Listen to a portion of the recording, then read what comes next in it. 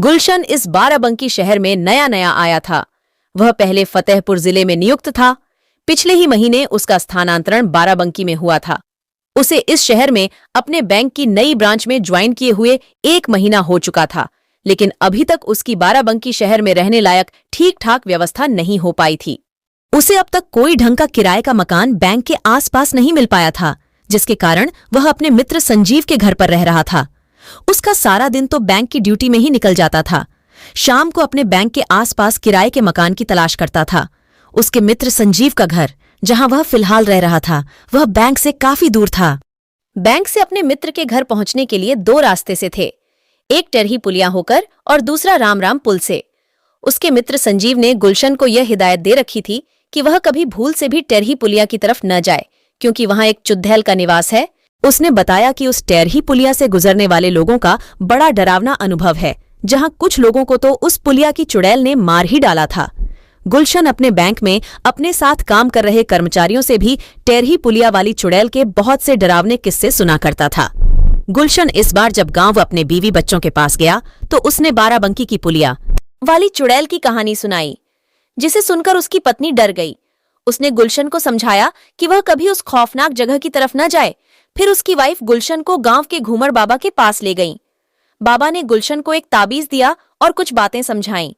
उस दिन गुलशन को बैंक में बहुत देर हो गई थी। उसका अगले हफ्ते इस नए शहर में अपने परिवार को लाने का प्रोग्राम था। अगले दिन बैंक से छुट्टी लेकर वह फिर किराए के मकान की तलाश में निकल पड़ा था, लेकिन बैंक के आसपास की कई कॉलोनियों में घूमने के बावजूद उसे अपने लायक कोई किराए का मकान नहीं मिला। उसे कुछ मकान पसंद आए, लेकिन उनका किराया बहुत ज्यादा था। गुलशन को अपने बजट में अच्छे मकान की तलाश थी। आखिरकार आज भी गुलशन अपने लिए मकान ढूंढने में असफल रहा। अतः गुलशन अब निराश हो चला था।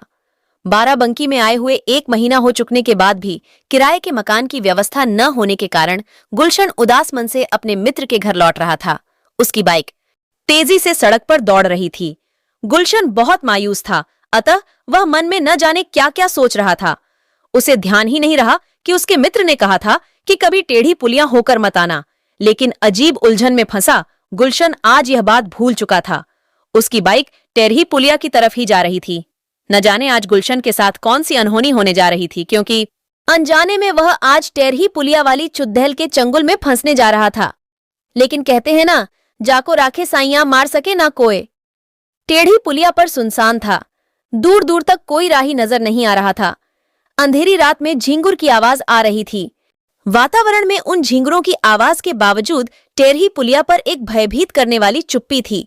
पुलिया पर नर कंकाल के अवशेष जहां तहां पड़ी डीढ़े थे, लेकिन अमावस्या की अंधेरी रात में कुछ नहीं नजर आ रहा था।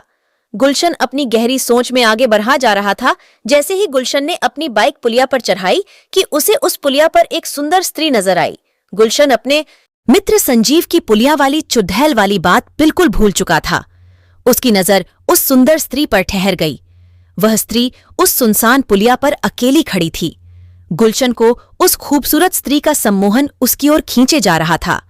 आती हुई बाइक देखकर उस स्त्री ने बाइक रोकने का संकेत दिया।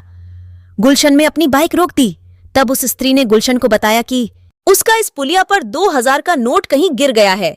उसे यह रुपये आज ही ट्यूशन देने की पगार में मिले थे, जो यहाँ रास्ते में कहीं गिर गए हैं और बहुत ढूंढने पर भी नहीं मिल रहे हैं। यह कहते कहते वह खूबसूरत स्त्री रुवांसी हो गई। गुलशन उस रोती स्त्री के आंसू देखकर भावुक हो गया।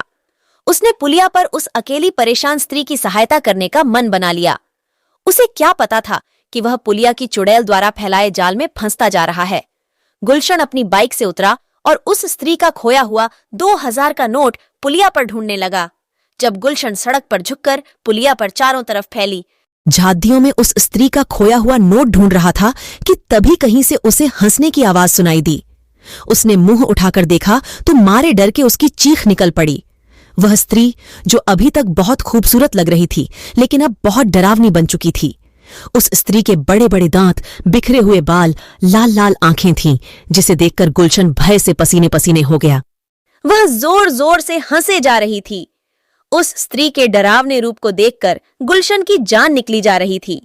पुलिया की चुड़ैल अपने असली रूप में आ गई थी कि टेढ़ी पुलिया पर जाना मत, उधर एक प्रेतनी रहती है। लेकिन गुलशन भूलवश इस भूतिया पुलिया पर आ चुका था। गुलशन डर से बुरी तरह कांप रहा था। वह यही सोच रहा था कि आज उसकी जान नहीं बचेगी या नहीं। अपनी सहायता के लिए उसने चारों ओर मुंह घुमाकर देखा, पर कोई आसपास नहीं नजर आया। दूर दूर तक सन्नाटा था, लेकिन फिर भी वह चीख रहा था कि शायद कोई उसकी आवाज सुन ले और उसकी सहायता करे। गुलशन ने अपनी रक्षा के लिए ऊपर वाले को पुकारा। उसे याद आया कि उसके पास गांव के घूमर बाबा के द्वारा दिया गया एक ताबीज है। घूमर बाबा ने बताया था कि किसी ऊपरी हवा से पाला पड़े तो उस ताबीज को उसकी ओर फेंक देना, वह प्रेत आत्मा भस्म हो जाएगी। गुलशन ने तेजी से अपने गले में पड़ा, वहां ताबीज हाथ में निकाला कि तब तक वह चुड़ैल फिर सुंदर स्त्री बन चुकी थी। पुलिया वाली चुड़ैल ने गुलशन पर जादू कर दिया था। उस बुरी आत्मा के द्वारा फैलाए गए जाल के कारण चुड़ैल को फिर सुंदर स्त्री रूप में देखकर वह उसके डरावने रूप को भूल गया था, बल्कि वह उस चुड़ैल के सुंदर रूप को देखकर फिर से आकर्षित हो रहा था। वह स्त्री गुलशन की तरफ आगे बढ़ने लगी। जैसे ही उसने गुलशन को स्पर्श किया तो उस चुड़ैल का हाथ घूमर वाले बाबा के ताबीज से छू गया, जो समय गुलशन की हाथ में ही था। ताबीज के छूते ही उस चुड़ैल का तिलिस्म टूटने लगी से अपने असली रूप में आना पड़ा। वह जोर जोर से चिल्लाने लगी, जैसे कि उसे बिजली का करंट लग गया हो। उसके शरीर से अनेकों चिंगारियां निकलने लगीं। चुड़ैल द्वारा किया गया जादू बाबा के ताबीज के कारण टूटने लगा था। अब गुलशन को सब कुछ याद आ गया था कि वह इस समय एक चुड़ैल के चंगुल में फंसा हुआ है। उसे यह भी याद आया कि बाबा के दिए गए ताबीज के प्रभाव से ही उसकी जान अब तक बची हुई है। उसने देखा कि वह चुड़ैल पुलिया के नीचे बहते हुए पानी की तरफ भागी जा रही थी। गुलशन को बाबा जी की बात फिर याद आई कि उनके ताबीज के प्रभाव से ही उसकी जान अब तक बची हुई है। उसने देखा कि वह चुड़ैल पुलिया के नीचे बहते हुए पानी की तरफ भागी जा रही थी। गुलशन को बाबा जी की बात फिर याद आई कि उनके ताबीज के असर से जकड़ भूत प्रेत ने यदि जल स्पर्श कर लिया तो ताबीज का प्रभाव समाप्त हो जाएगा। इससे पहले कि वह चुड़ैल पुलिया के नीचे वाले तालाब तक पहुंचती, तब तक भय से पसीने लथपथ गुलशन ने अपनी बाइक स्टार्ट की और वहां से भागा। उस चुड़ैल की लाल लाल आंखें गुलशन का पीछा कर रही थीं, लेकिन गुलशन उस चुड़ैल की पहुंच से दूर होता जा रहा था।